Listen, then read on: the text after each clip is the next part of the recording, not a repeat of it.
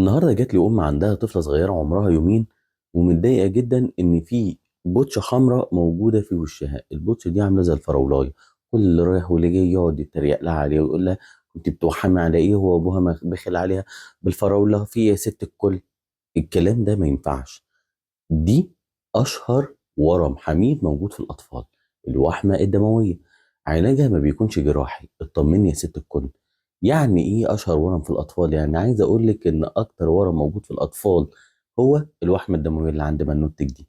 بل بالعكس، هو فعلا بيجي أكتر في البنات البيضاء الشقرة الجميل. وأحب أقول لك إن هو في خلال سنتين في حالات كتير بتروح لوحدها من غير أي تدخل، لا جراحي ولا علاج. ولو قعد شوية مع العمر 5 سنين بيكون 50% من الحالات راحت، وعن 7 سنين 70% من الحالات راحت، عن 9 سنين بيكون 90% راحت. ما اتعلمت اللعبة. ولكن اللي هيقعد بعد 10 سنين هو ده اللي بيقعد.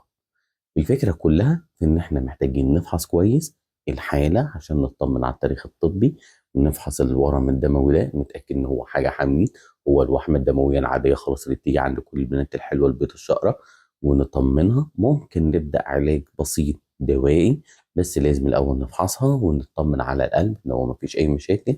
ساعتها لما بتاخد العلاج ده بيسرع الالتئام بتاعنا، وبيخلي الوحمة الدموية تروح بسرعة بسرعة بسرعة، والأم تفرح بولادتها أكتر وأكتر.